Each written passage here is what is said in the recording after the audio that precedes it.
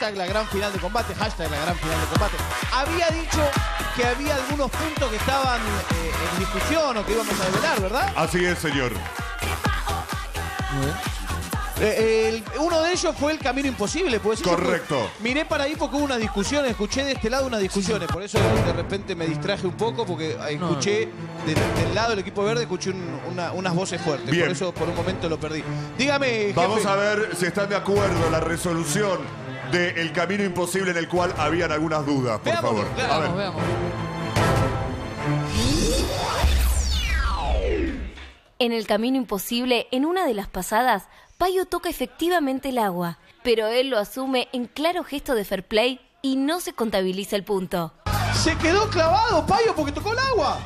Sí, señor, tocó el agua. En una gran muestra de fair play, frenó la carrera. Yo no lo había visto, jefe. La polémica surge en otra pasada, en la que se discute si volvió a tocar el agua.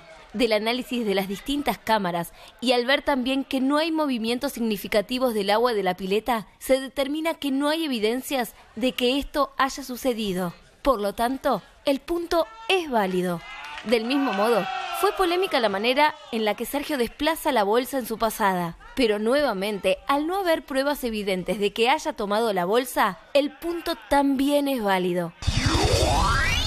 En consecuencia, ¿ese punto no sufre alteración, jefe? No, señor, los resultados siguen como hasta ahora. Perfecto, no hubo lugar entonces a la queja fundamentalmente del equipo rojo. Correcto. Payo no tocó el agua, el punto sigue como estaba. Y además de ese punto, hubo otra observación en la carrera de las preguntas. Así es, señor, en la maratón de preguntas habían algunas dudas y algunas quejas que resolvemos. Y para que todos sepan cuál es la respuesta, aquí está este tape. A ver. En la maratón de preguntas surgieron varias controversias que merecen ser aclaradas. En primer lugar, Anita se toma de las barandas. Como dije ayer, revisé en qué pregunta se produjo eso para no contabilizarlas como válidas. De ese modo, Anita sumó 10 respuestas correctas. Al pasar Flor, no se dio por válida su definición de destierro, pero al analizar el juego, esta resultó ser correcta. Que a mí me hicieron la pregunta de cómo se llama al verbo de cuando te destierran. Y yo dije destierro. Bueno, el verbo no, perdón. No era el verbo. No, claro, no era el verbo, era la palabra. Pero digo, se podía decir tanto la que me dijeron como destierro. Jefe. Lo voy Ahora a chequear, no me acuerdo bien señorita. la pregunta. Otro error, al no escucharse bien, fue dar por válida decena cuando la respuesta correcta era docena. ¿Cómo se llama comúnmente al conjunto de 12 unidades? ¡Decena! Correcto.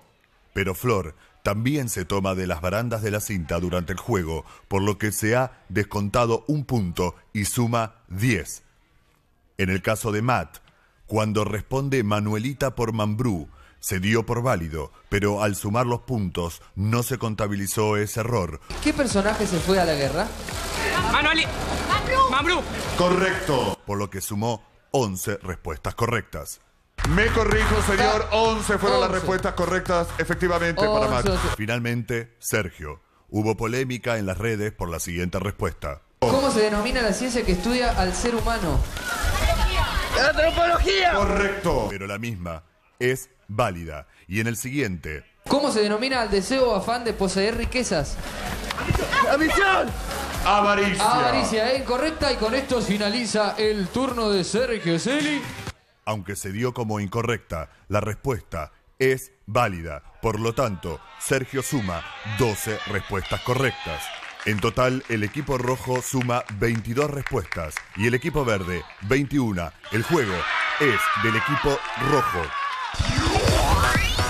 Y de ese modo, jefe, ¿en qué momento estamos? ¿Cómo es el marcador actual? El equipo rojo tiene entonces, señor, 6 puntos y 5. El equipo verde. 6-5. ¿Cuántos juegos vamos a jugar hoy, jefe? 5 juegos, señor.